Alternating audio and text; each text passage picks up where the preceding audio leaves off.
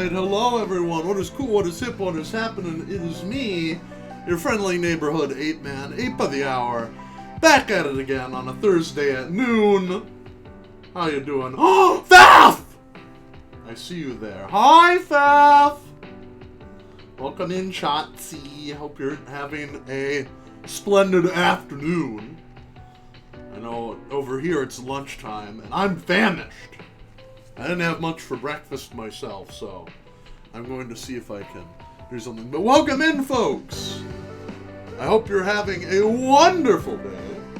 Today, I'm doing something that I did before. We're going to have another cooking stream. Now, I did a cooking stream quite a while ago. I want to say it was back in February or so. One moment, folks. There's something coming off of my oven. I don't like it. Let me do something real quick here.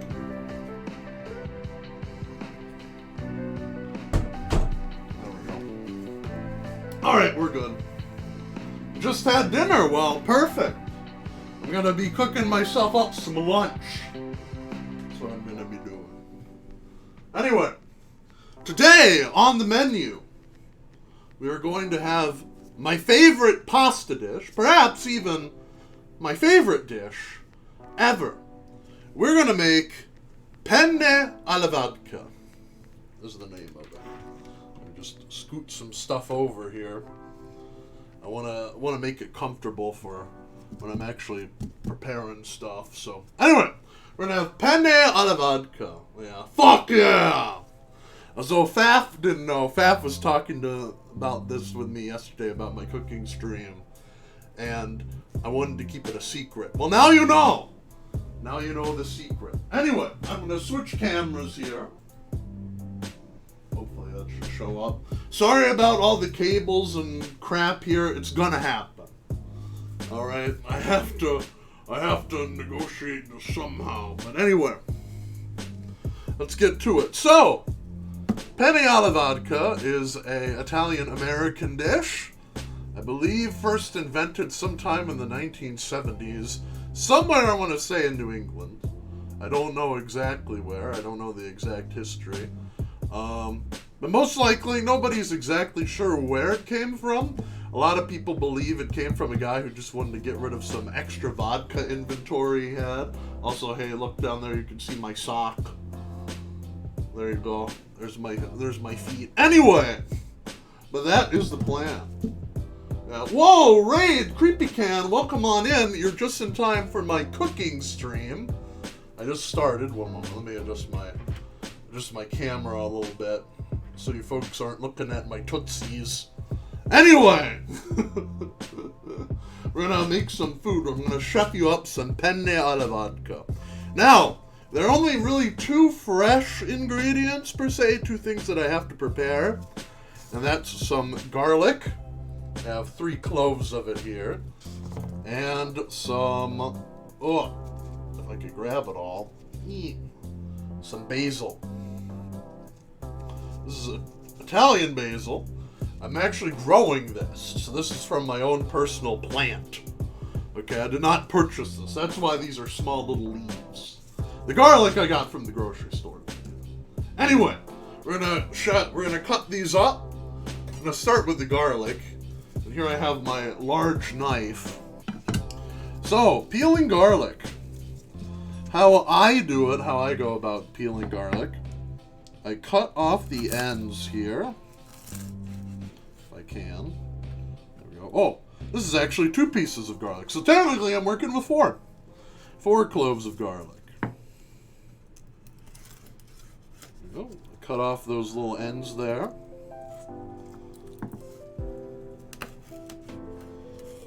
There we go. I'm going to toss these. If you're wondering what's to my left, it's my sink. So I just put those in there. Deal with those later.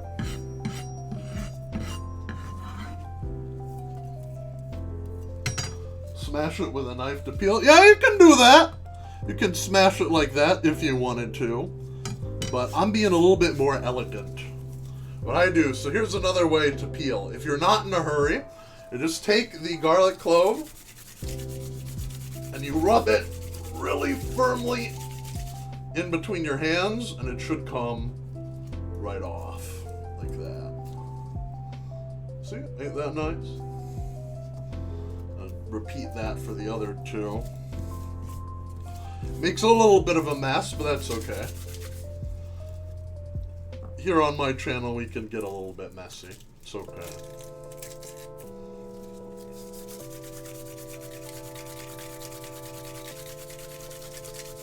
Your hands will smell like garlic, but I don't see that as a bad thing, you know?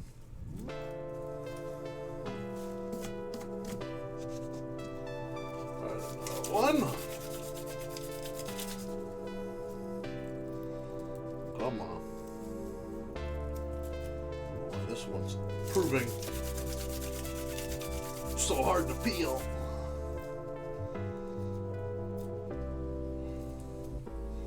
Come on, man. Okay, one more time. Saying I'm not elegant. Faf, you are very elegant, okay? You're a very elegant cat, okay? No one's saying otherwise. I'm just saying, I'm being a little bit fancy here, you know?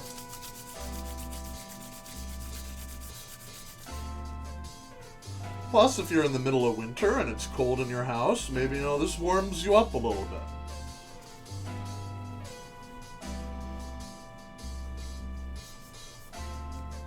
Have a jar of minced garlic. Yeah, you can do that if you're a plebeian. Nah, I'm joking. Alright, next, we're going to cut up this garlic. We're going to dice it up. And how I like to do this is I like to slice it into little thin slices first, like so, and then kind of just line them up, and then cut into them.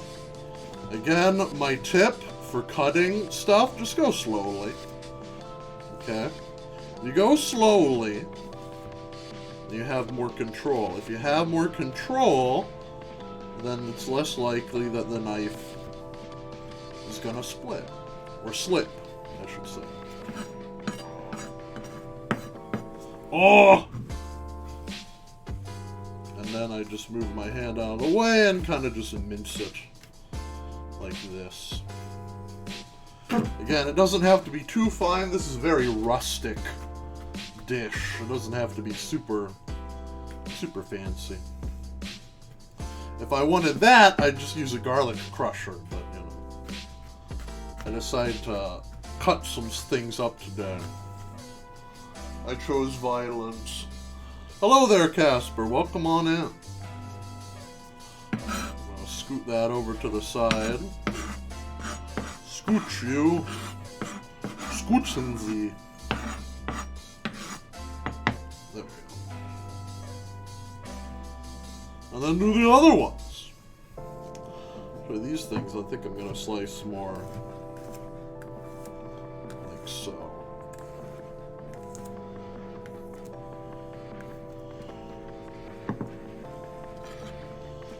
go. Same with this one.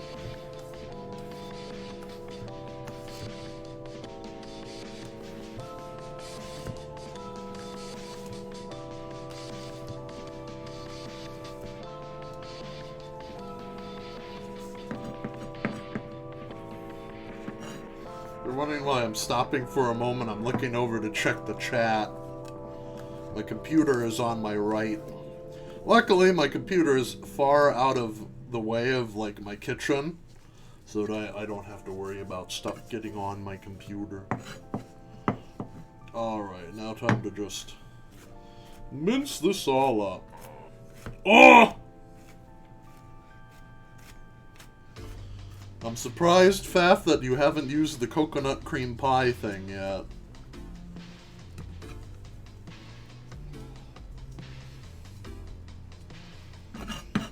And then before Faf goes like, oh, thanks for reminding me, and then just spams it. Alright, here we go. Here it is, that's what I expected.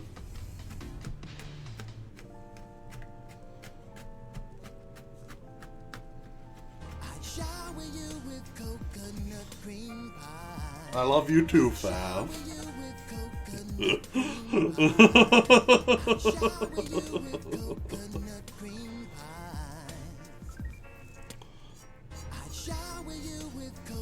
Okay, come on now.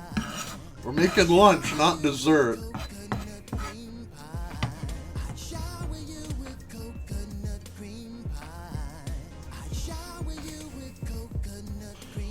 Ape is suffering. Alright, so we have our garlic prepared. I'm going to put this on a little plate that looks like this. Alright, so I'm going to put this all on a little plate. There's actually quite a bit of garlic, I'm surprised, but it's fine. I like garlic. I enjoy garlic quite a bit, which is why I don't have a girlfriend. But, you know, that's just me.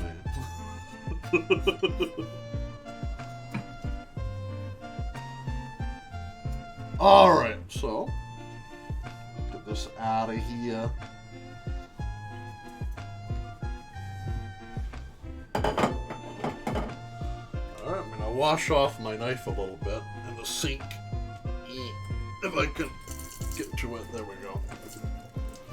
Just to get off these little pieces. There we go.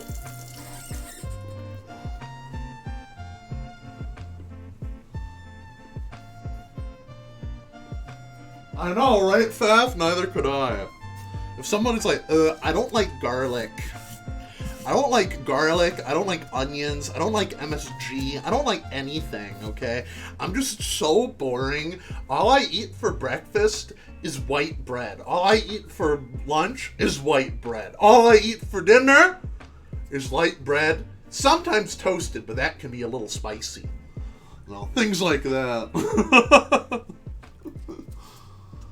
Fantastic. What are the ingredients again? Coconut. No, Diggy, we already went through this. I want to be kissed with garlic breath. You got it.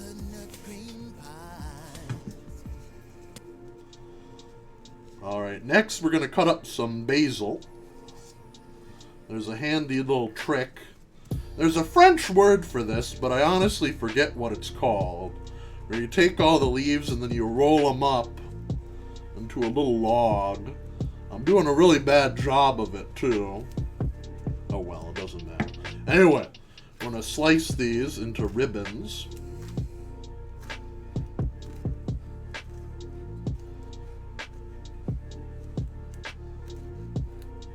And work slowly, especially when you get closer to your hands. And we're just going to mince this a little bit more.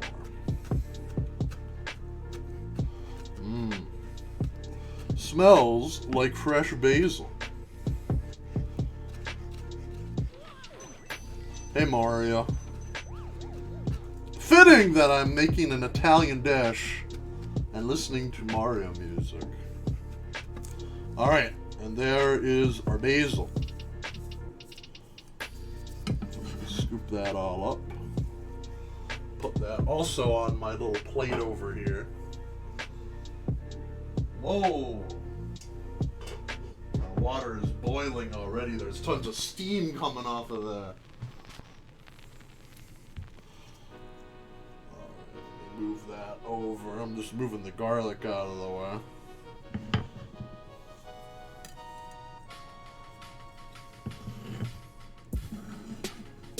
Get every little bit of basil. Hey, that's Captain Falcon. What is this nonsense?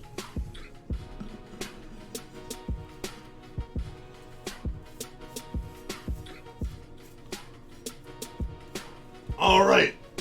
There we go.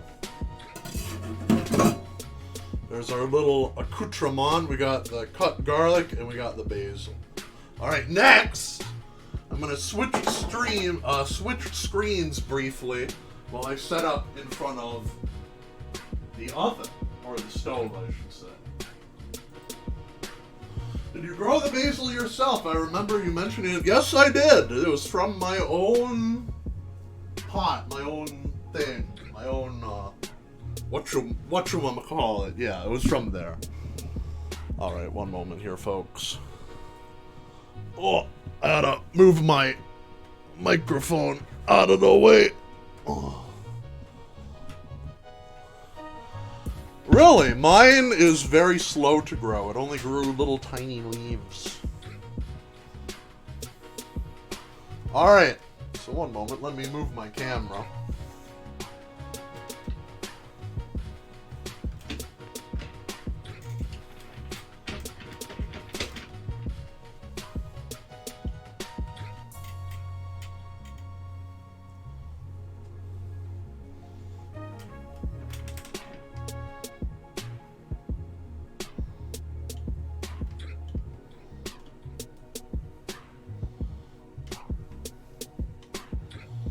Go. Alright. I'll send you a pic. Sweet. Alright. Here's my stovetop, and as you can see, my pasta water is already boiling like crazy. So we're gonna add that in. So, this is called penne alla vodka. Penne. So you need penne. I'm using this brand, De Coco, or De Checco. Penne Regatta number 41. Now, it doesn't necessarily have to be penne. You can do another type of penne. I've made this with macaroni noodles, and it's been good. I've made this with cavatappi, and it's really good. All you need is, like, a tubular pasta. Yeah. Can I use fasuli? Yeah, you could, in theory. Yeah, there's no set rules, but I would not use, like, a long, thin noodle with this. I would probably use... like not spaghetti or linguine or something like that. I use like a tubular pasta. Anyway, my pasta water's boiling. So I'm gonna add my noodles here. Oh, so much steam. That seems about right. I'll let that cook.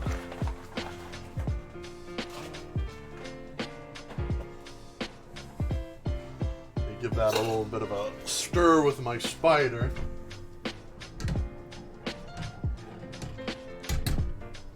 Alright, now we're gonna give this 12 minutes. I'm not part of the al dente gang. Al dente pasta is okay, but it's not my number one. Alright, I'll be honest with you. I spilled a little bit of water, so I'm gonna clean that off.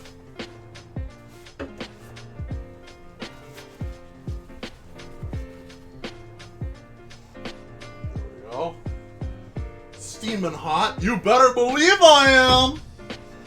Alright, one moment. Let me get my other ingredients out here. Oh, I gotta go underneath my camera.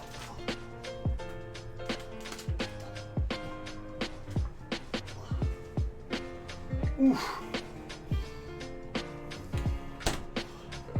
Just opened up my refrigerator.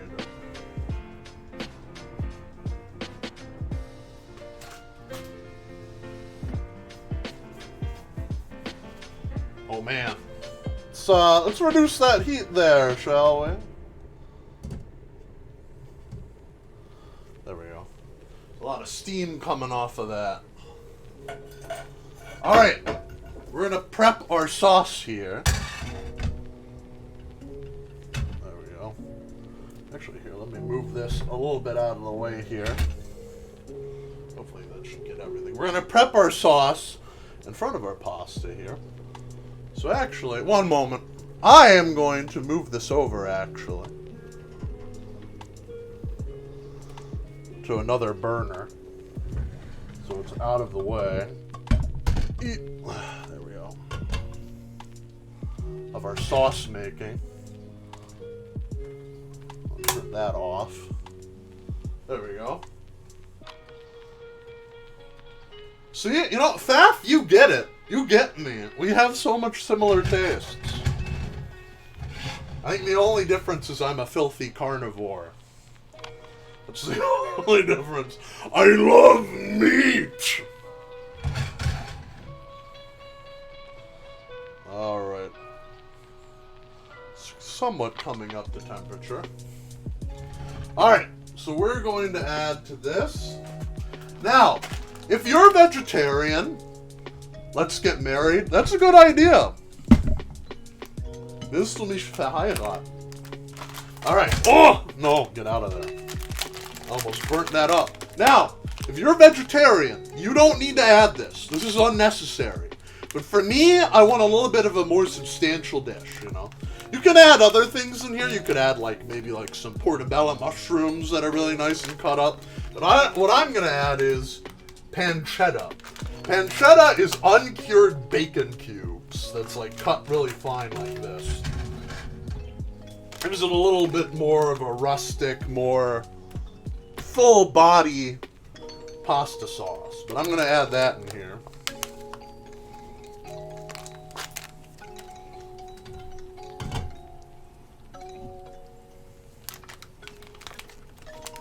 I can open up this packaging. There we go. Ooh. Add that all in there.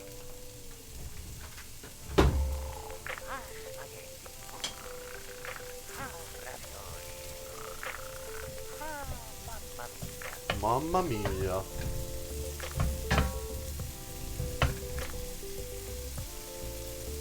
Let's think that's also what's in original carbonara. It is in carbonara.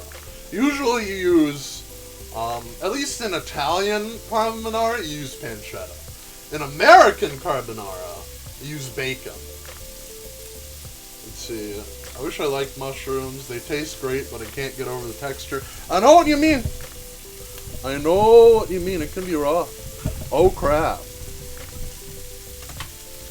I just realized something. I keep on turning on the temperature on the wrong burner. Almost cooked up my microphone. That would not be good. That would not be good at all. Alright, so we're going to cook this. We want the fat to render out here, so that we have a little bit of oil in the pan. Again, if you're vegetarian or vegan, you can skip this step. It isn't necessary.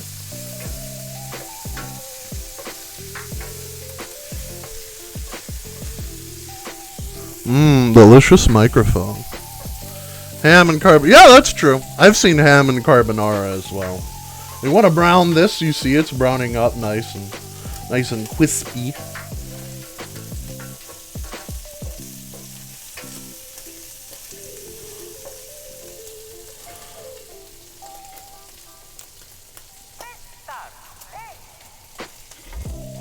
Alright, I'm waiting for my thing to cool down here before I put my microphone back down. Maybe I'll have to hold my microphone the whole time, I don't know. Maybe if I just put it here. Oh yeah, I think we're good. Yeah, okay, I think we're safe. Alright. So we got that nice and crispy. We got it smoking a little bit. Alright, now we're going to add our garlic.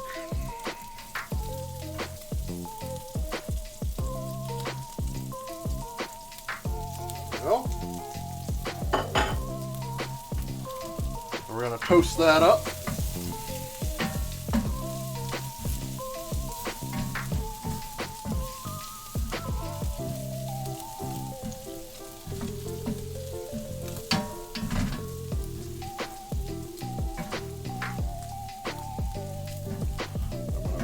The temp a little bit.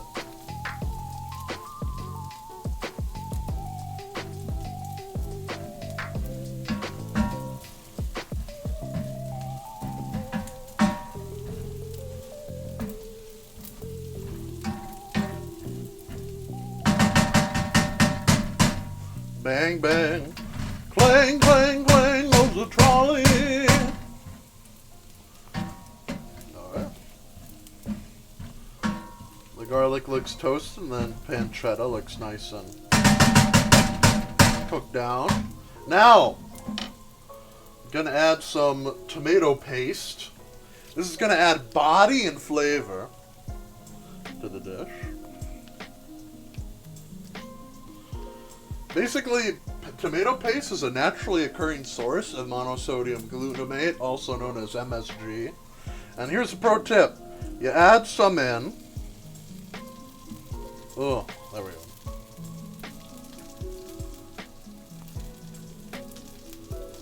You want to roast it in the pan a little bit.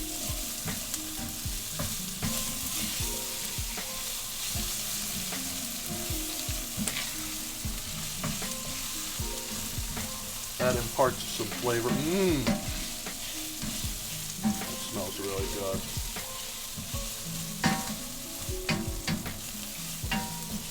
Alright, we don't want this to burn, so we're going to add this. This is passata. This is tomato puree. Oh. Add a bunch of it. There we go. In fact, I added the whole dang bottle. Alright, that should do. Alright, mix that all up.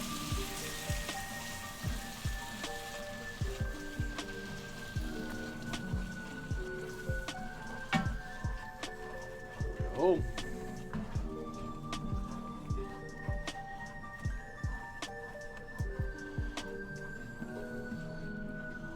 Beautiful. Ooh, Lunas. Anyway, yeah, what was I going to say? Oh, yeah, for those that don't know, some of you may know, this is passata, this is tomato paste. This is just crushed up tomatoes and salt. But you usually, in American grocery stores, you can find it in the tomato section. Usually right next to tomato paste. But yeah, I'm using this as opposed to crushed tomatoes. Because crushed tomatoes, usually they aren't super fine crushed. Tomaten passiert. Yeah, Tomaten passiert auch. Okay, we're going to cook this down quite a bit. Almost till it's like a paste-like consistency. Dear Mario, please come to the castle. I have baked a cake for you. Don't do it, Mario! It's a trick! Yours truly, Princess Peach. Peach. Don't do it, Mario! It's a trick!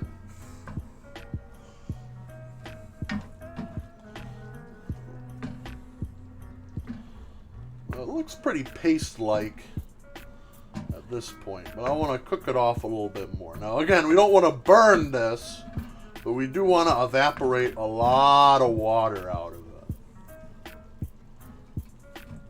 I'm going to check on my pasta noodles.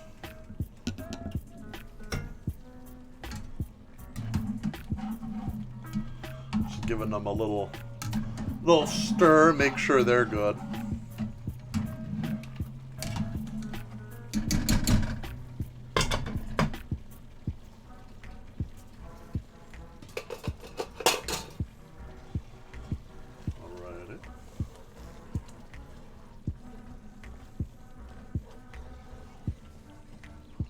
Can't stand the texture of tomatoes, so tomato passiert is good enough. Well, that's good.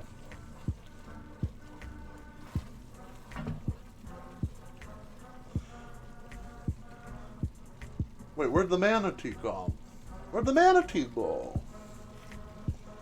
Is Trigger Fire having problems again? One moment here, folks. Watch my sauce. Gotta reset Trigger Fire here.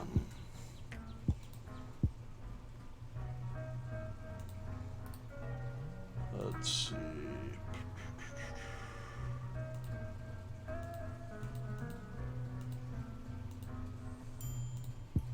There we go. Alright, hopefully it should work now. So if anybody wants to try the manatee again, you can try the manatee again. Hopefully.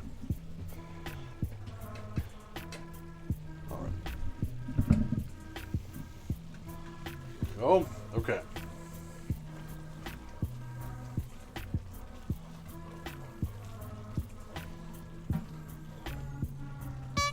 Oh, there we go. There he is. Manatee on vacation. Yeah, likely. Alright, this is what we're looking for, right?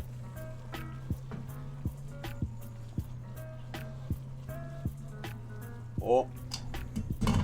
Pasta is about to boil over there.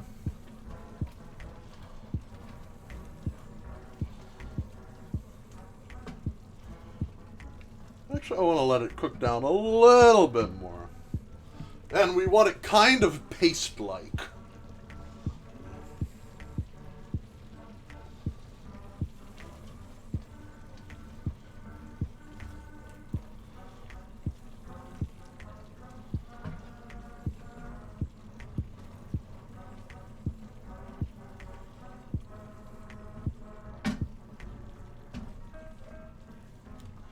Oh, you know what I almost forgot? The basil. Let me put that in too. Eep. Get out of there.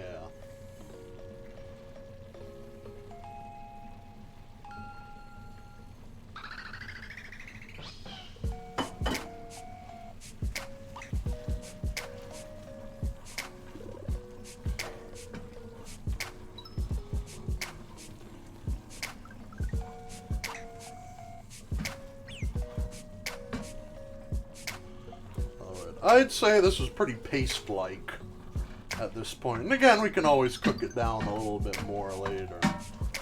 Alright, so now, this is the important part, we're going to add some vodka. Now, you're not drinking this vodka, okay? You're cooking this vodka. If you get alcohol for cooking purposes, go cheap. Don't buy a super expensive vodka. Alright, just cheap as you can. This is Svedka that I got. It was on sale. It was only $8. Okay, don't go crazy. Don't splurge on alcohol for your food. But anyway, I'm going to pour this in. That seems good enough. And we don't want a heck of a lot. Not a heck of a ton.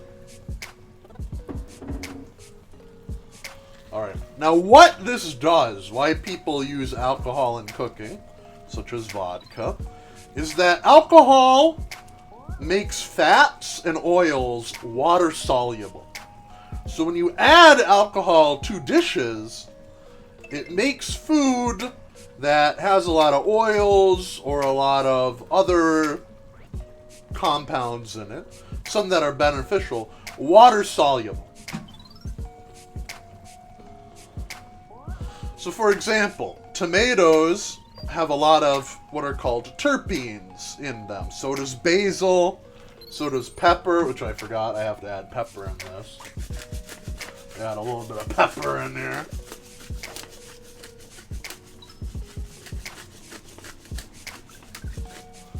There we go. They have what are called terpenes. Terpenes are flavor chemicals. They're flavor oils. And they can sometimes be lost in the dish. Alcohol basically solutes that, or solves those flavor compounds into water so that it captures them. Basically, cannabis has terpenes too. A lot of things have terpenes.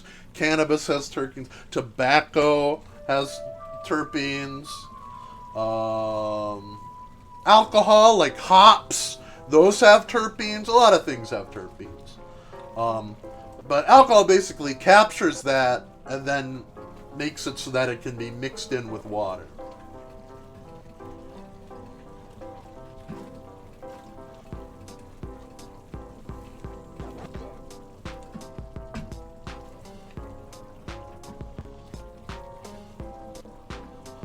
Alrighty.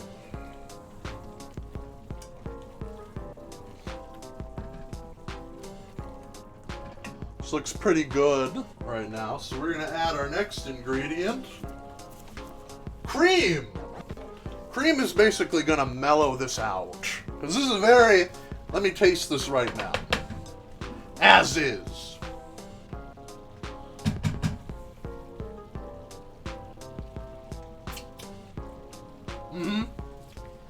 This is a very intense sauce.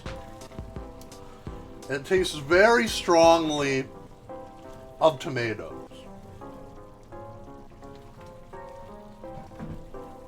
So we're going to add cream to kind of mellow that out.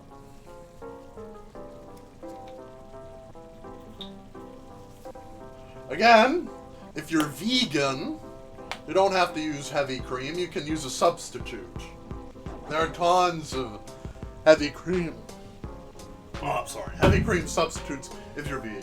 There are tons. But I'm using regular cream here. Alright, so we want to add that in there. Mix that around. We want it to look kind of orangey.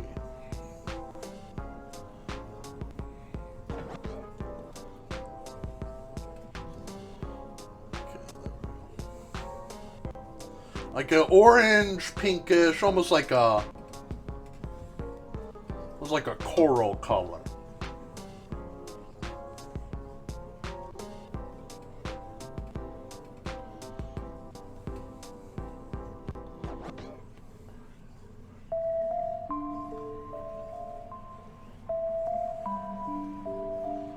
Something like that. I'm actually going to add a little bit more cream.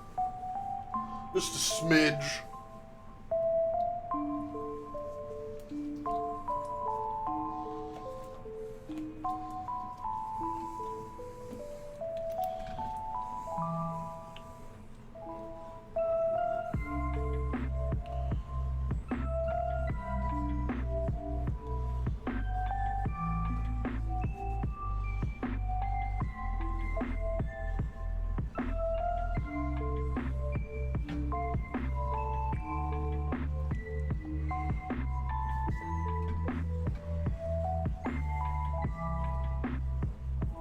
Oh.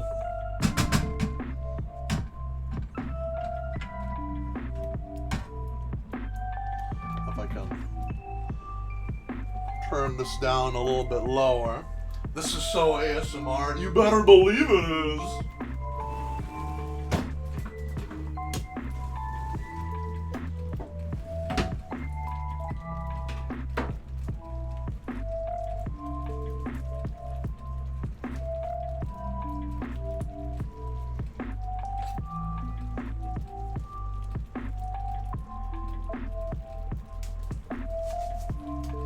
Trying to make my cooking streams relaxing.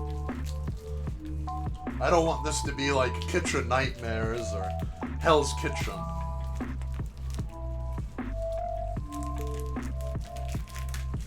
Alright, now, my reminder. This is an Italian-American dish. An Italian-American dish would not be complete without Parmesan cheese. So we're going to add some Parmesan cheese here. If I can get it to cooperate with me here. I'm actually going to cut into it.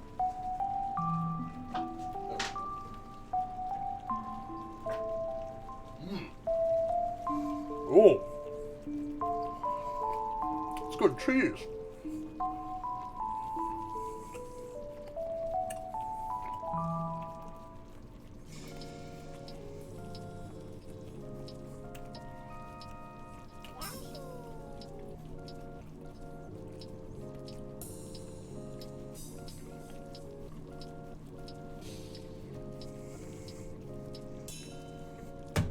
Should listen to Italian Americans. I do! Italian Americans are some of my favorite people.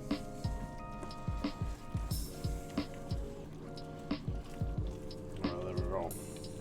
I'm gonna mix that in.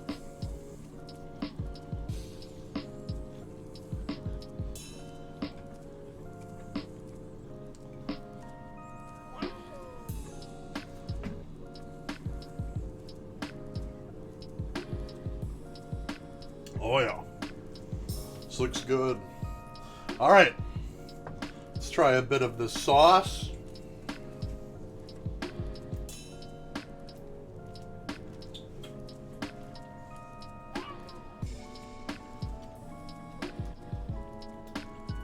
Oh yeah, that's good. I think it just needs a tad more salt, and then it'll be perfect. Let's do a little pinch, just a little bit more there. There we go. Don't have to go Salt Bae on it, just a little bit of salt.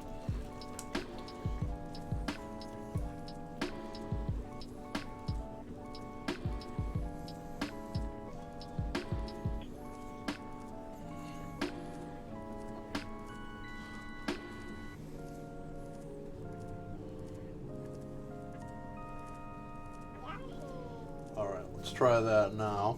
Yoshi.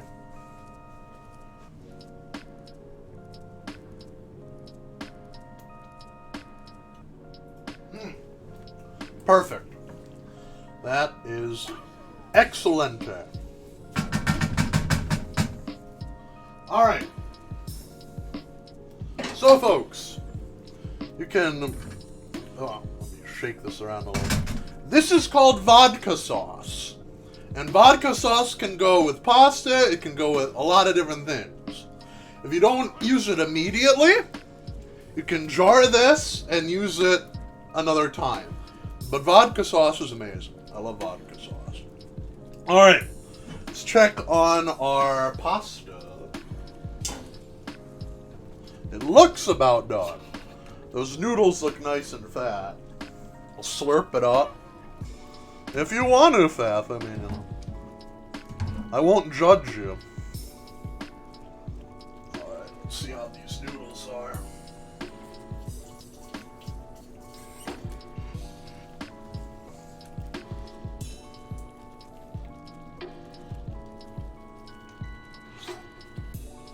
Oh yeah! These are perfect. The noodles are perfectly cooked. At least to my taste. Nice and soft. Alright. Turn this off.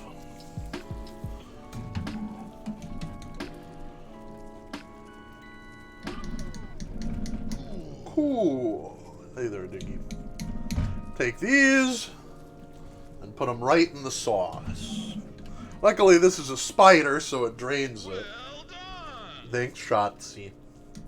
Alright.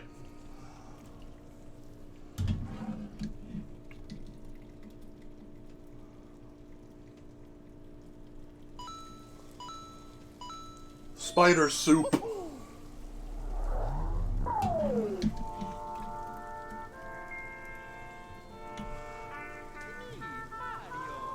It's everywhere. Exactly. You're like Culture Chimp. You're like in Vodka Sauce Central. So a little bit more. Just one more scoop. I'll call it that. Where'd I put my spoon? Waluigi #1. No, Waluigi, get out of here. Just mix that all up.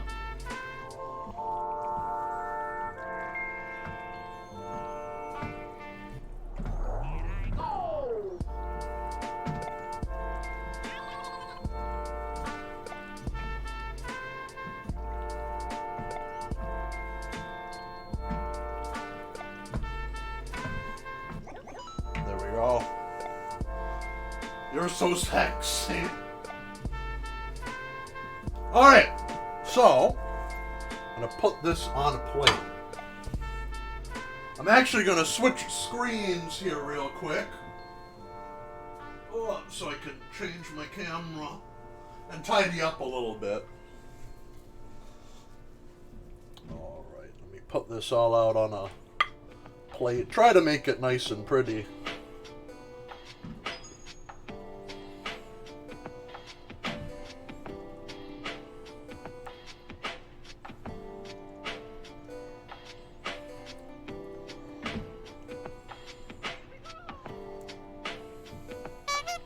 Oh! Put that manatee in here.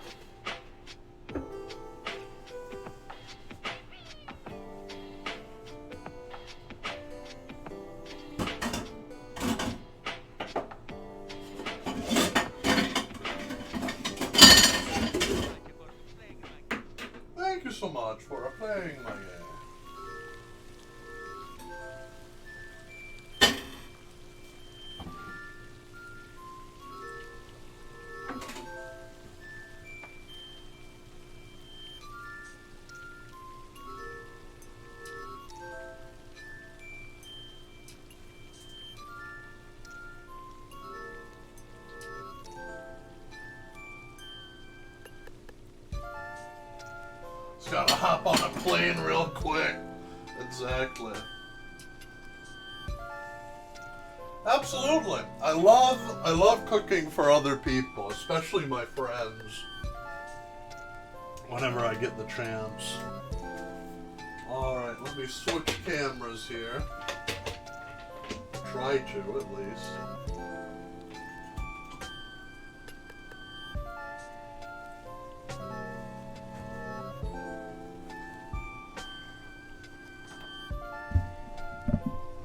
Yeah, you can join in too, Faf. I'll cook you all a very nice dinner. You and Casper. Alright, switching cameras. Alright, here we go. Penne alla vodka. Sorry for the cables and Deborah. But, you know. But let me get out of here. Let me get a fork. Oh, that's not a nice fork. I need a nice fork. There we go. That's a nice fork. Alright, let's dig in. Now we have the mukbang stream portion.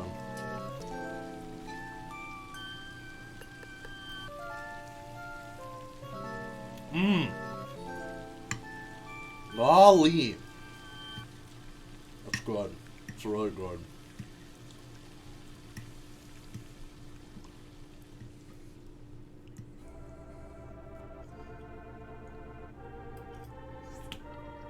Uh-oh. Dropped a noodle. Oh, where I cleaned the counter, so. Let me wipe that up. Don't want people to think I'm a heathen. There we go. Now I'm making you hungry. I'm sorry, Fav.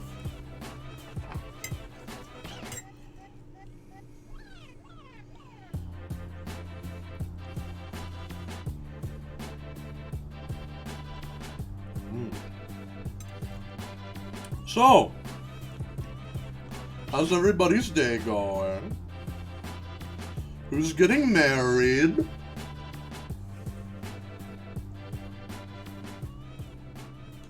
Go to town on that, not gonna lie. Eating ramen while watching to avoid the hunger, that's understandable. A nice forkful. Now again, this dish is very tweakable. You can add, you can remove stuff. You know, make it your own. If you don't like pancetta, don't add pancetta. If you like bacon, you could use bacon instead. If you don't want vodka, there's actually quite a few recipes out there that get rid of the vodka. You know, again, it's up to you.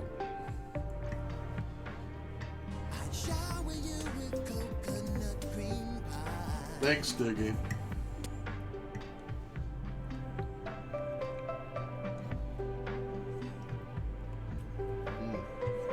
I don't know if I can finish this all on stream, but I'm gonna try.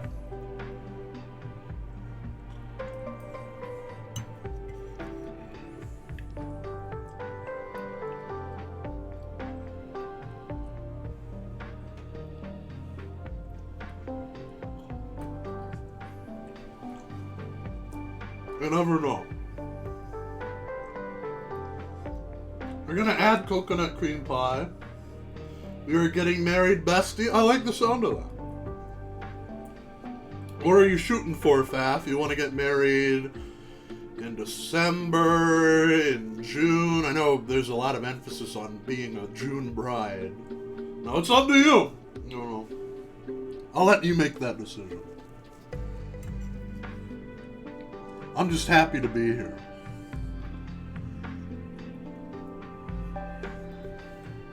Should do December? Sure. Could be my Christmas present.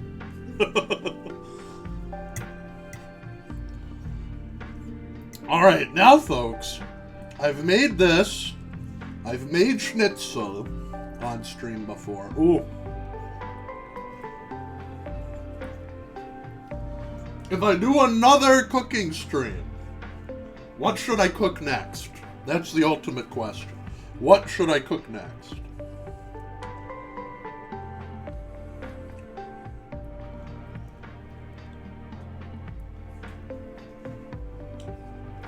I'll let you folks decide. Because I remember back in February, I made a poll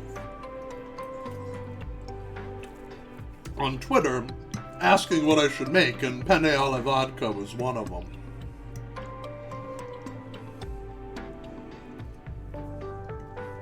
And so was schnitzel. So I made those two. Maybe bake something? Ooh, a pie! Be interesting. I do like to bake on occasion.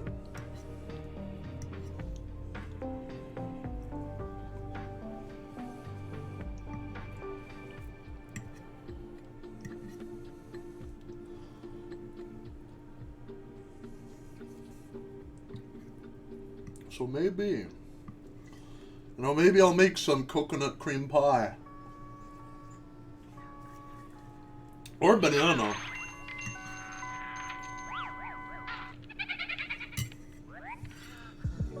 Banana cream pie would be. Banana cream pie is my favorite kind of pie, so.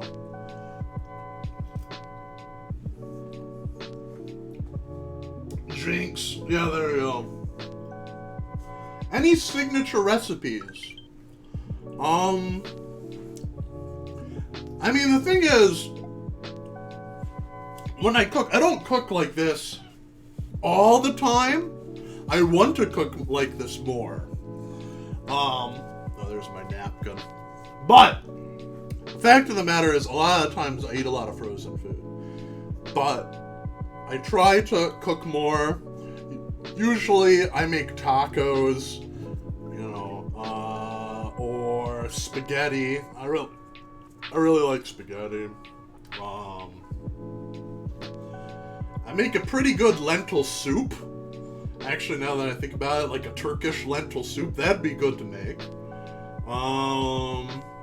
In terms of desserts, I like making cookies, specifically shortbread cookies. Those are my favorite. Things like that. There you go.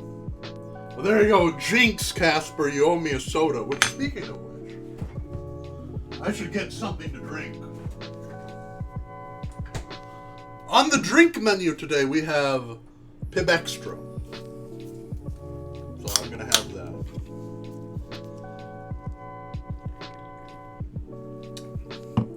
Thaf, why are we so simpatico? I don't get it. Then that's it, Faf. I'm making lentil soup. We're making soup.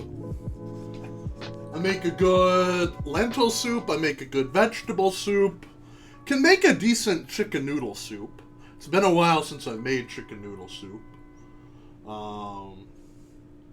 Let's get married earlier. Okay, we're getting married in September. Oh, we moved on to the Donkey Kong music.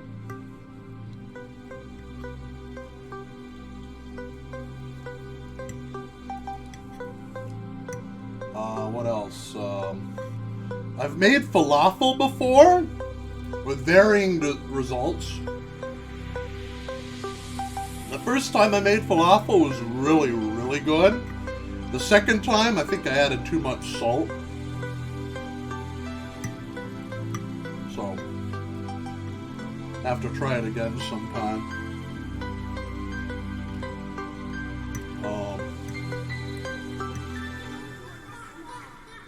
Children.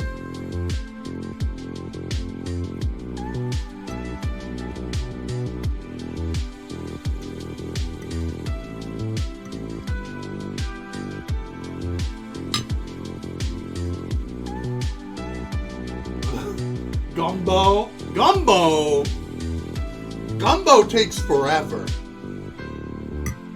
I know my friend Eno in Germany. they were asking me if I knew how to make gumbo. But the thing about gumbo, there's quite a few ingredients that you can only get in the U.S. or that are very common in the U.S. but not very common abroad. Like okra, like andouille, stuff like that.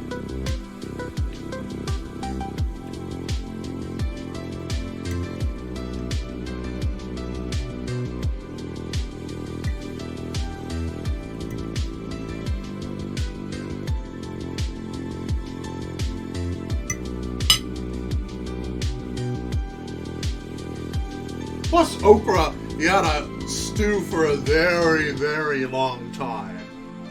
Like a really long time. So, I don't know about that one, Chief.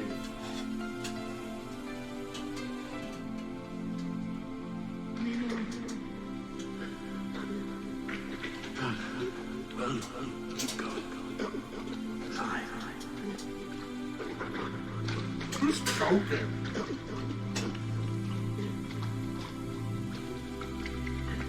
Stop choking!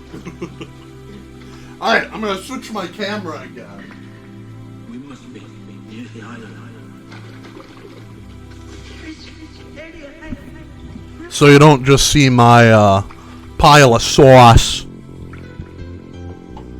And now, it's the just chatting portion. Oh, you know what? I almost forgot about this. This is opportune. Let me change this music real quick. There we go. Alright, so one thing I want to bring up. Oh, one moment. My guinea pig is awake and eating. I think she may want some more food. Athena, why are you looking at me like that? Yeah, she's looking at me. She wants some food. Let's see if we can have her say hi. Athena, you're on stream. You want to say something?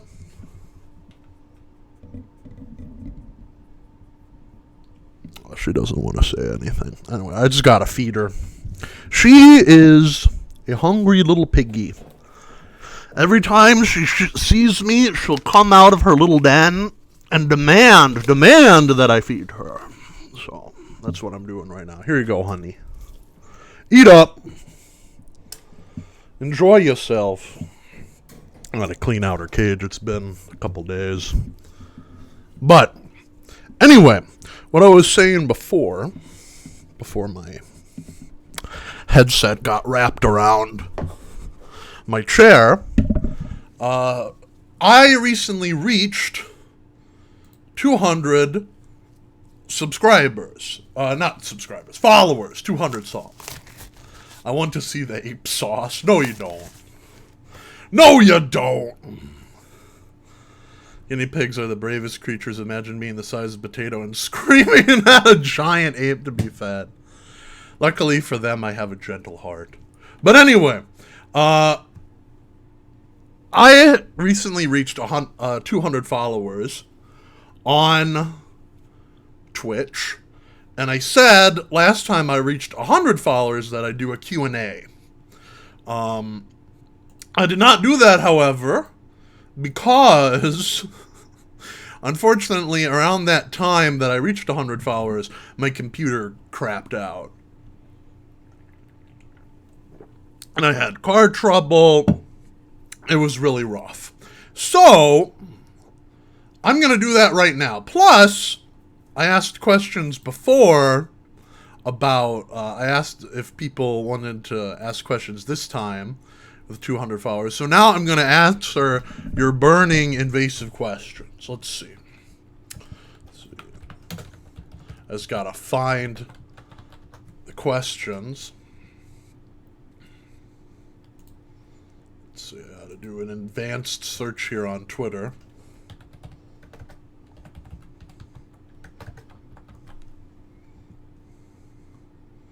Let's see. Account. My account. Search. Alright, one moment. Duplicate this. Oh, damn. Also, I realized February 22nd. One moment, let me turn down my gain there. February 22nd of this year, I said that if I get to 200 followers on Twitch, I'll drink Pilk live on stream. Unfortunately, I have milk, but I do not have Pepsi. That's going to have to wait until my next pay period, which is going to be not this Friday, but next Friday. So Saturday stream, which will be a solitaire stream. I will drink Pilk on stream for y'all. But let's see. I'm going to answer the questions from the 100 Q&A first. What's your shoe size? I don't know my shoe size European. Pilk. Is it a bird and being so incredibly handsome? Actually, it's quite easy, but it can be flustering. You know, you're just trying to be humble, and people are like, "Oh my God, you so sexy, ape of the hour. I want to have your baby." I don't want to, like, come on, man. I'm in a bookstore, okay? I don't want to. I want to talk about that sort of thing here. But shoe size 14. I have big feet. Make that of it what you will. Let me open up here. All right. So we're gonna start with the 100 follower questions. The books are hitting you. They really are, you know. All right. So the first question is from my good buddy Hibby Sloth. With the question, how's Siegfried doing nowadays? I miss him. When is he coming home? Well, actually, I have I don't know why that did that there. I actually have very good news. What the fuck? That's massive. Yeah, I have clown feet. Now, mind you, Faf, that is 14 American, not European. 14 American. I don't know what a size 14 shoe would be European. Let me check. I'm actually curious. Size 14 American to European. All right, so a US, so an EU size, men's size 14 is 48.5 European. Yeah, so that's, make of that what you will. But Hibby was asking, how's Siegfried doing? It's been a while. When is he coming home? Well, funny that you mentioned that. Let me move my camera so I can show you. Let me get my camera. Unplug it momentarily. Oh.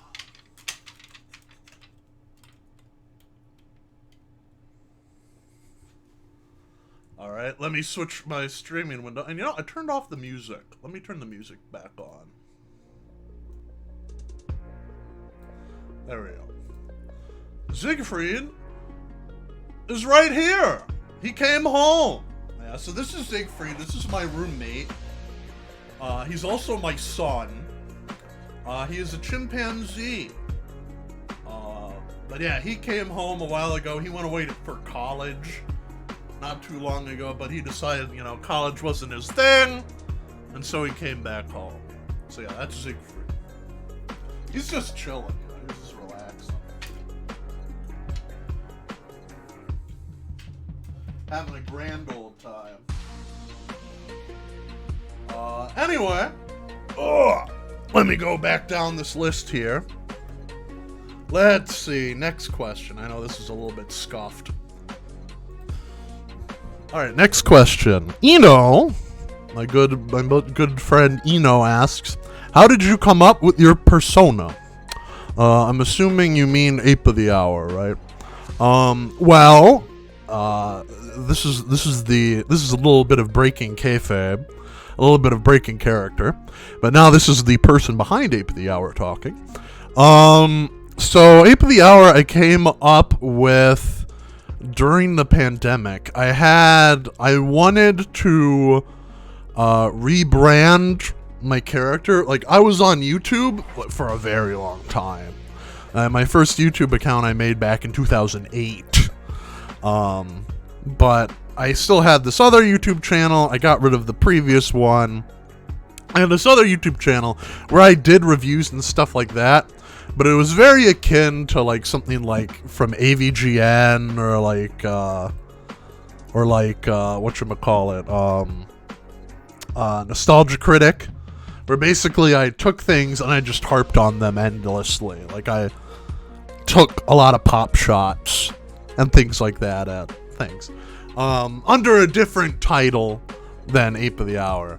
I got tired of that. I thought, I didn't want to do that sort of thing anymore. It was kind of like a stale joke, and besides, I didn't want to put negativity forth in the world, even if it was facetious. And so the pandemic happened, and I had a ton of free time because my work didn't require me to come in. I just stayed at home the entire time. So I had a ton of free time, and I'm like, I have to do something to justify all this freedom that I currently have now that I don't have to go to work. I was still getting paid, mind you. I was still on the payroll, but I had a ton of free time. So I had this gorilla mask and these gorilla gloves that I was going to wear to a Halloween party about 3 years prior that never happened. They like canceled at last minute. And I was like, I have these. I have this nice corduroy jacket. I have this black turtleneck. I'm like, I can put these together to make quite an interesting outfit. And then also I wanted to do like talking about things I like games. It started out with games. I actually wanted to go over movies as well, like a broad range of things. But that quickly shifted towards, I talk mostly about video games, even though I think I should talk more about movies. But it started out from there, and then I needed like a persona, and I put all these costume parts together and became Ape of the Hour. The name Ape of the Hour itself is taken from the Donkey Kong Country television show. It's from the song Nobody's Hero. There's a line Donkey Kong says, once I was the Ape of the Hour, now they think I'm a coward. So I took that line, Ape of the Hour, and turned it into my YouTube name, and I totally rebranded. And I did YouTube for quite some time. And then in 2021, I branched out into streaming. And I think within the same month, too, I branched out into podcasts, too. I just wanted to do a ton of different things. I didn't want to be limited to just one form of media. Okay! Sorry, I see the redeem in the chat. I didn't want to be restrained to just one sort of thing. And that's how Ape of the Hour came to be. Really before the big VTuber boom, I was hanging out. I was making YouTube videos. And then it just coincided that, I have this persona, I have this character that I can use on streams. And there are tons of free programs now that you can use to make that a reality. So it was pretty dope. Pretty dope. But that's how Ape of the Hour came to be. Okay, back into character. Okay, I'm okay. I'm back. Alright, so next question. My buddy Seth asks this. If you could form a dream team of any writer, director, composer, and visual artist / designer for a movie or game genre of your choosing, who would you... Oh, excuse me, I burped. Who would you pick, and what genres of movie / game would you go with? No need to account for language barriers between them either. Ooh, this is a good question. In fact, it's a quite challenging question now that I think about it. For director, I would like... I frickin' love Guillermo del Toro. So if I were, let's say we're making a movie. All right, we're making a movie here. I'd have Guillermo del Toro as a writer. I don't know if he really writes. He does direct, but David Cronenberg as a writer, because he makes some really good films too. I really love his writing. Composer, maybe Hans Zimmer. I don't know. Unfortunately, I don't know. Actually, no. Greg Stetson. Greg Stetson is the composer for Hereditary. I like his kind of messed up trumpets that he has. And visual artist / designer, Junji Ito. There we go. I think that would be that would make the perfect animated horror movie. Mind you, Junji Ito, a lot of his things is gross out humor. Which I mean I like, but not gross out humor, gross out horror, which I like, but at the same time, there's a little bit more subtlety, a little bit more nuance at play there. But yeah, I'd say that.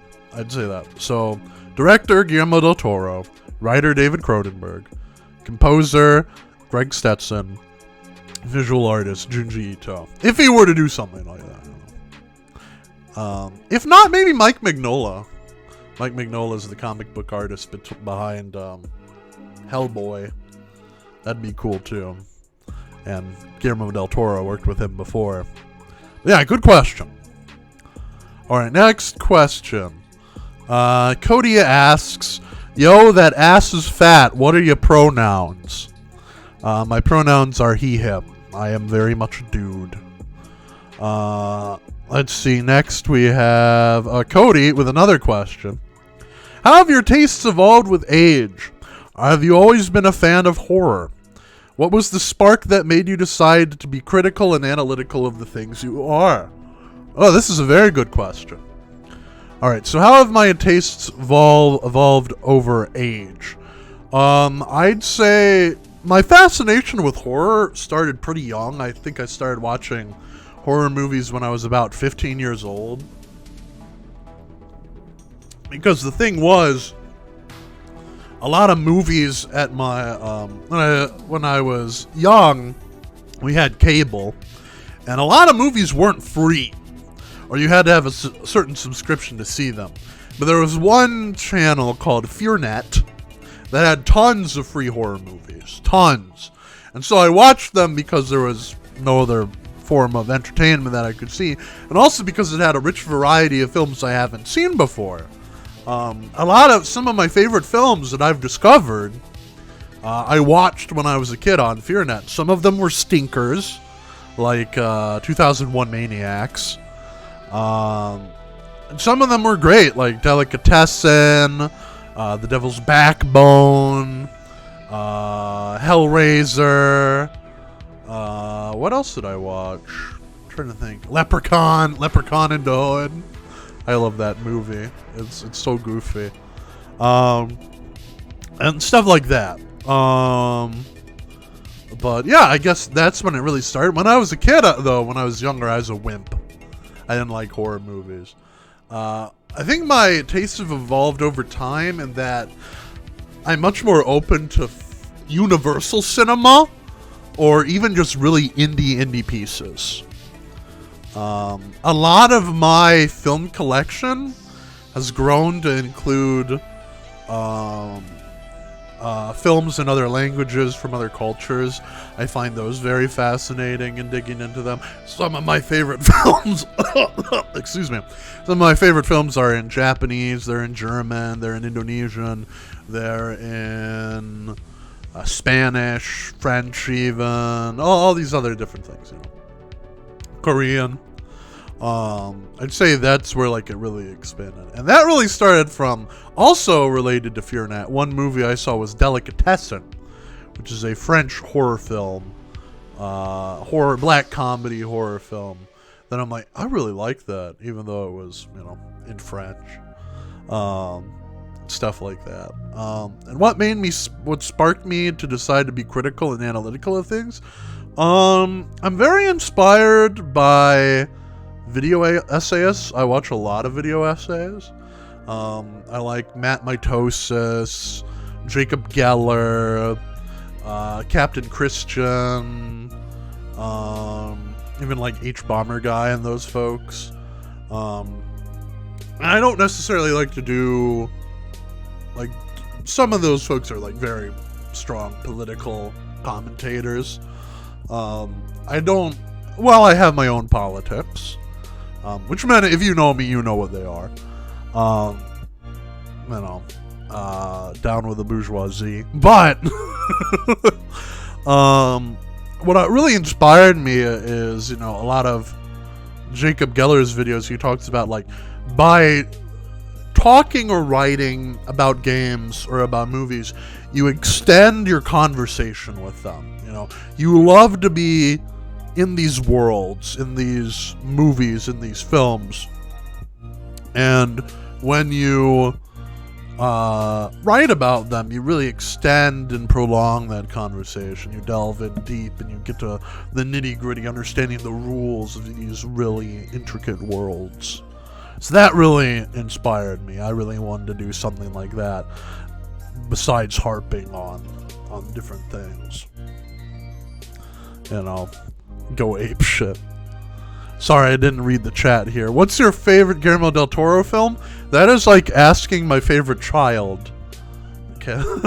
Casper. I would say...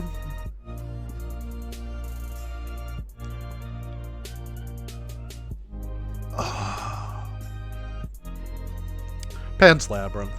I'd say Pan's Labyrinth. I'd say that's the one Guillermo del Toro film, other than the Hellboy films, that I've seen so many times. So many times. Hans Zimmer is your neighbor, Feth? Well, go find him. Tell him about me. And maybe we can hook up for a video. Maybe I can have an Ape of the Hour video orchestrated by Hans Zimmer. I think that'd be really cool. On the days of pay-per-view. Exactly. Pan's Labyrinth is really good, That's like one of those films I see when I was in high school. Spanish teachers had like posters of Pan's Labyrinth everywhere, over their rooms and stuff like that. And the kids are like, "Oh yeah, we had to see it." Da, da, da, da, da. I'm like, "That's a good movie. Don't you complain." It's a very well-crafted film. Anyway, moving on. Excuse me. I'm drinking soda. Shay asks, what's your favorite kind of games to play? My good buddy Shay. Let's see, what's your favorite kinds of games to play? And any games you want to play or review in the future? That is an excellent question, Shay. My favorite kinds of games to play are platformers. I like platformers a lot, especially collectathons, as you know. And then also survival horror. If I were to go through a tier list, I think it'd be platformers, survival horror, and first-person shooters, I'd say. And then after that, puzzle games. I'd say those are my favorite. And then also just adventure games, things like Grim Fandango, Monkey Island, even the humongous games like Pajama Sam and whatnot. And any games you want to play or review in the future. In the pipe, very soon, I have scripted and recorded, but I haven't shot footage of, is a review for an ape-approved video on Donkey Kong 64. I'm hoping to record that next week. I keep on delaying it. I don't know why. But that is in the pipe. You can see that very soon. In the very immediate future. It'll be out before the middle of August, I want to say. In terms of other games I want to review God of War 1, because I really like the first God of War. Not the Norse one, the very first God of War game. Maybe Silent Hill in a little bit more detail. The Goemon games. All those things. Let's see. Yeah, that stuff. Next question we have from Primal Surge, also known as Takarilla. When we finna gonna group up with my friend Peach and Gorsh in Animal Royale so we can Wabananda super animals as 2 monkeys, soon to be super gorillas, I hope. A bat and a froggo. I don't know. Gorsh hasn't extended that invitation out to me in a while. Hopefully, we can set something like that up. If Gorsh is watching this stream, hit me up, buddy. But yeah. Let's see next. Doho asks, did you come from Outworld, or are you from another reality where ape-human hybrids control the planet? I am a Soviet experiment that escaped containment, went into a machine that can traverse through time and space, and then I landed in the 1990s, and I grew up, and I was taken care of by two people, Sean Connery and Cooking Mama. They're actually really good parents. I have 2 brothers, one older, one younger, that are both orangutan human hybrids. They're very nice. Both of them have kids. Don't ask me how that works. It gets weird. But yeah, that's my story. If you want more details, you can check out my lore video over on my YouTube account. Alright, let's see if there's any questions in the chat. No? Alright, now some other ones. We have 2 more, one from Whispers and one from Doho. So Whispers asks, my hair, it's incredible. Do I wear wigs? No, I do not. Have I worn wigs? No, I have not. Will I wear wigs? Maybe. When will you wear wigs? I don't know. I don't know, man. Alright, and then Whisper says, okay, but for real, on God question. As an artist, I often struggle with having really cool ideas that I want to put on pen and paper, or tablet, I guess, but just can never figure it out. Have you ever had a video or maybe podcast topic that you really wanted to make, but you just haven't been able to? All the gosh darn time. Yes, I have, Whispers. It's a very common thing. The Metal Gear Rising Revengeance video I did in June took forever to make. Like, I played that game in June of last year, and I meant to make the video over that summer, but it didn't come out until next year. Which actually this year is the 10th anniversary of Revengeance, so ha ha ha ha ha. But yeah, there's some podcasts that I've struggled with. I really want to do a podcast on analog video, because I have a huge collection of like VHS tapes and stuff like that, but I don't know really how to go about that. There's been a video that I've wanted to make on language learning, and some tips and tricks there, but it doesn't really fit too well with my my core and message. I talk about games and stuff. Maybe I can relegate that to a podcast. I think that'd be really cool. But yeah, there's been tons of different things that I've struggled to talk about, particularly when they're like very well documented games that have been talked about. My tip, Whispers, for you is that the greatest thing you have as an artist is your perspective. No one particularly can share the exact same experience that you did, the exact same things that you did. And while you may worry about originality, ultimately it doesn't matter. If you make something cool and original, if you make something cool, people are gonna like it. Alright. I'm not the only ape tuber out there. We have Gorilla, we have Kiki, we have that other one that the name I'm honestly blanking on. I'm not the only one out there. But, I am the only person within that niche of it is. I bring my own experience, my own personality, my own thing to that, Whispers, if there's one thing I know about you, you like women. Not to call you out here. Keep drawing ladies. People like ladies. I like ladies. At least that's my advice. The greatest thing, the big golden nugget that you can have is your perspective. What you've seen, what you've done, what you think, that sort of thing. And it's not bad to be unoriginal, okay? It's really not. Alright. People are gonna like what they're gonna like, okay? And they give you shit for going like, oh, well, this artist did it. Shut up, that sort of thing. And then Doho asks, where would you like to see the direction of your content go in the future? I honestly like the trajectory I have right now. I like being a variety streamer, because what streaming allows me to do is share my passions with people. Same with my podcasts, for me to share my passions. And then also just meet people, hang out.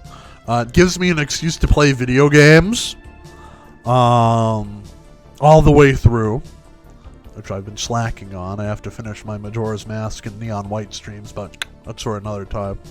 And then my YouTube videos are just me, talking about those passions in further detail, and being a little bit more creative with them. So yeah, I honestly like where I'm at now. I want to be the best possible person I can be naturally. But I'm not gonna crack my neck in the process. Things like that. That's my belief there. Let's see. Shout out to women. Yeah, Whispers ladies are top tier. All right. So I got through all the Twitter questions. Are there any questions that the chat has for me?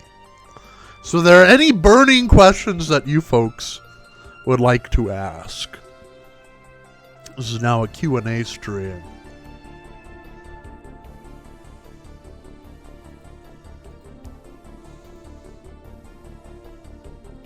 Also, sorry, I'm looking at Discord. Oh my gosh, Faf. Your basil is growing like crazy. How fat is that? Why is everybody asking about my anatomy? First, Faf, you ask about my feet. Now you're asking about my butt. I don't know. I don't have a tape measurer. I should get one, though. Goodness gracious, great balls of fire. What flavor cake you want for the wedding cake? Ooh! No, I like wedding cake. It's just by itself, like a regular wedding cake. But my favorite cake is, my favorite type of cake is a tres leches cake. Those are my favorite. If you haven't had a tres leches cake, they're very much like the Mexican equivalent to, in the Middle East, I believe they're called milk cakes. They're cakes soaked in sweet milk and have like a caramel filling. They are delicious. Those are my favorite kinds of cakes. They're so moist, they're so dense, they're creamy. It's almost like a pudding, I like that. The only thing is you have to keep them refrigerated. Otherwise, they'll leak milk all over the place. That's a culture chip. Any advice on overcoming the fear of starting content creation? I know this is going to sound cliche. I know this is going to sound really, really old hat. But I'm going to go Shia LaBeouf and say, just do it. Yesterday you said today, you said tomorrow, so just do it. Make your dreams come true. I know the struggle is, it's hard out here for a content creator, especially like in 2023. Because there's such a diverse amount of content. Everybody's streaming, everybody's making videos, everybody's writing, everybody's singing, everybody's making TikToks. Everybody's making movies, everybody's making video games, everybody's doing this. It's hard, to break in. But, honestly, if you like what you do, if you like the kind of content that you make, do it. Make it happen. And if you fear rejection, I guarantee someone is going to like what you make, okay? The important thing going into making content, be that streaming or podcasts or videos, all my wheelhouses here. I'm getting very deep here. If you like what you do, if you like the end product, like if you make a video and you watch it and you know this is the kind of content that I would watch regularly, or this is the kind of stuff that I like regularly, then someone is going to agree with you. I make my videos for myself. I schedule my streams myself. I don't really take advice all that much unless I'm really starved for ideas. But that's the best advice I can give you. If you make a video and you laugh at it while you're making it, you're on the right course. Or if you look at it and you're like, ooh, I got chills, you're on the right course. Or if you're making a stream and you're like, you come up with a funny comment or you make a funny joke or something like that and you giggle at it. It's okay to laugh at your own jokes. All right? That's my idea. That's my course correction. So that's what I recommend. Sorry, that was a rather long-winded answer. All right. Brain Meat, Casper asks, do you like coffee? And if so, how do you like your sugar/cream? Good question. I am a coffee drinker. I do not drink coffee as often as I drink tea. Usually I drink coffee with the intent of staying awake. It is a purpose-driven drink. I really don't drink it for flavor. But, yeah, I like my sugar with coffee and cream, basically. It's got to all blend well together. Usually I like flavored syrups. So, my favorite way to have coffee... Ooh, this is a pro tip. Good way to have coffee. Okay, so you brew your coffee, raspberry syrup instead of sugar, maybe about 2 tablespoons, or to your taste, and then add half and half, mix that together. It is delicious. I don't know why, raspberry and coffee goes together pretty well. You may think I'm cracked, but one of my favorite chocolates was dark chocolate and raspberry. Raspberry somehow really balances dark chocolate pretty well. If you don't like that, maybe try strawberry, if you really like, I know with cold brew, this is going to sound very outlandish, but I've had it and it does work. And this is going to sound really weird. What goes well with coffee in cold brew, I'm not listening to Americans when it comes to coffee. Come on, Faf, don't be biased. I know Germans are very particular about their coffee culture. I know Austrians are very particular about their coffee culture too. I want to go to Austria. I want to go to Vienna. Have stuff, but yeah. Coffee isn't my big thing, really. I'm sorry. Well, to each their own, Faf. I do like pumpkin spice. I like pumpkin spice a lot. I just like pumpkin in general. Pumpkin's a good flavor. Yeah. But what else was I going to say? I forgot. All right. Any other questions before I wrap this up? This is going on a 2-hour stream. I'm honestly filling for time. I thought the cooking portion would take longer. But, to each their own.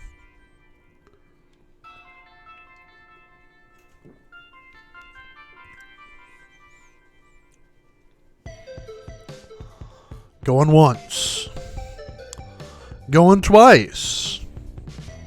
Sold. All right. I want to thank you all for your questions. Again, if you want to message me privately with certain questions, you can too.